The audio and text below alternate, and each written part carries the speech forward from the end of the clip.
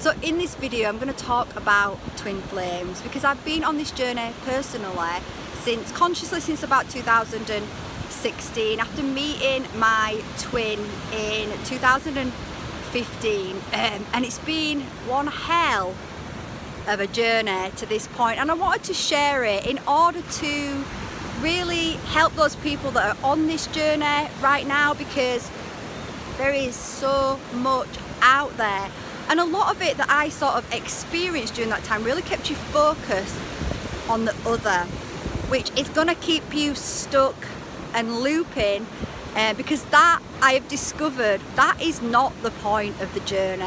You know, we meet this twin flame, this divine soulmate, this divine counterpart, however you want to label it. The label is not important. What it actually means is it is one soul that is split into two parts. So you are basically resonating on the same energetic level. So this is why when you meet your twin flame, it feels like that person is looking into your soul. It feels like you are understood on a level that you have never been understood on before. It feels like they understand you more than you understand yourself. It creates this overwhelming feeling of bliss and unconditional love. It's a love that you will have never ever experienced before, even from your parents. Right? I have the most loving parents, and I didn't even recognize that love from my parents, because it is that soul that is one soul. It understands you, like I say, on a level that you don't even understand yourself, due to all the conditioning of this reality that we are in. So when you first meet, it is bliss, it is euphoria, you are reading each other's minds, and it is, you go through, it's been named a stage of bubble love, and I can understand that, where you're just in this like intoxicating stage where, you know, you could talk to each other for hours and hours and hours, and it's like time expands and stands still all at the same time. It's like you are so present. It's a feeling of being present, being just there, and it's like there is just the two energies that exist and everything else just fades away. It is just bliss. And it is bliss because you are connecting to the soul, because you are connecting to the soul self. You are connecting to source. You are recognizing your divinity, which you don't realize at the time. So then what actually happens? So whilst this is fantastic stage to be in, what happens then is that source energy, that is an activation. We are being activated, we are being awakened. So that source energy, which is so pure, so light, then it illuminates all of the wounds, all of the shadows within. So think about being in a dark room. So you're in a dark room and you can't see where you are going. You are unconscious. You are, you know, information is withheld. As soon as you turn on the light, boom, it illuminates, and you can see everything within that room, and you can start to acknowledge what's in the room. And then if you don't like what's in the room, you can start to remove what's in the room. So that's the same when we meet our twin flame.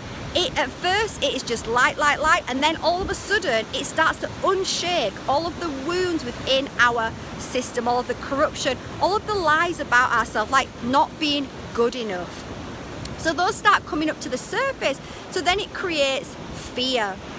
It creates fear between the counterparts, because we start to feel that we are not worthy of this type of love, we are not good enough for this type of love, and perhaps we are already in situations that we perceive as being obstacles. Perhaps the other is married or in a relationship, and they have fears about moving out of that marriage or relationship, because deep down neither counterpart feels good enough for this type of divine love. Because on this planet we have not been, the unconditional love has not been the dominant love. It's been conditional love with conditions. Do as I want, make me happy, and you will get love. Don't do as I want, don't make me happy, and I will withhold love. And we all go through that as children, so we don't feel like we deserve it. So then what happens is what is called the runner chaser part of the experience where normally the masculine, the divine masculine, which can be male or female, I think predominantly is male, but doesn't have to be. These are energies. We both carry divine feminine and divine masculine energies within our bodies. But so let's just, from my perspective, it was a male. So the divine masculine then basically runs because of the intensity of the emotions, because it's just too much. It's scary. It's a lot of fears come up, and that makes them run. And then the feminine feels abandoned, feels rejected, feels like, oh my God, I must be delusional. Was I delusional? Did I really experience that? Was it a lie? Can I not trust myself? It creates so many fears and pains, but it is the fear and pain that's coming up from all the programs. So the divine feminine can then become a bit of a chaser, trying to sort of like, go after the masculine, like, trying to get attention, but not in a, well, it depends. From my perspective, this was such a huge growth point for me, because I felt that unconditional love so deeply. Every action I took, I asked myself, what is my intention here? Does it come from genuine love? And I tried to move from that place, because that other energy was so important to me, and I understand why now, because it was source. So it creates this runner-chaser type dynamic, and what happens is we then go into that dark night of the soul. We go into that, we feel a longing, it feels painful, it feels hard, because we feel like we've met the one, right? And we feel like it is that person that is making us feel like that. And, that feeling of connecting to source, it's euphoria. It's bliss, because it's connecting to truth, to who we really are. It's dissolving all the lies, but what we think it's the other person giving us that. But this dark night of the soul that we go through allows us to go on that inner journey. So it is about the journey of the self. So this is point number one to understand. It's not about the other. The other is the activation. The other counterpart has contracted. You've both contracted to come into each other's lives, to trigger each other, to activate each other onto the path of connecting back to source, connecting back to self, doing your inner work. So often we're going to separation there. So it's about being separate, and that separation can last, to be honest with you, I don't know everybody's path, and I would say not every twin flame has the same path and the same contract. It may be that you're not meant to be with your twin flame in this life. I don't know, although I do believe that in this life many twin flames are contracted to come into union, because we are seeding a new consciousness, a new template for love, which is one of coming together in a way that supports, nurtures each other, not in a way that is codependent. So we are still individuals that grow together, rather than needing the other to do certain things, be a certain way in order to make us happy. We make ourselves happy, and then we come together and we work together. So we seed a new type of love into the earth. So I do believe many twin flames are going to contracted to come together, but that is not the point of the journey. And if you focus on the other, then you're going to stay looping for a long time. So the point of the journey is to awaken and do your work, and is to find your connection with source again, and is to find your true path in life. So your true path in life is not to work a job that doesn't fulfill you. That's not your true path. Now, it's not to say that you don't have to do that for a time while you are on your path discovering the true self again, but it's just to say that you are here to live an extraordinary life, to be fulfilled, to have a life that is full of passion, that you feel, that you get up every single morning and you feel joy in your heart for another day on this glorious planet. So as we start to what we have to do is we have to bring our energy back slowly. Bring it back slowly from the focus of the other. Now, what this journey shows you though is that we are energetic beings, and we are connected through energy. You are connected always. That bond cannot be broken. The fact that you are not together in the physical reality is an illusion, because you are always together as a soul. So you can use that to give you comfort.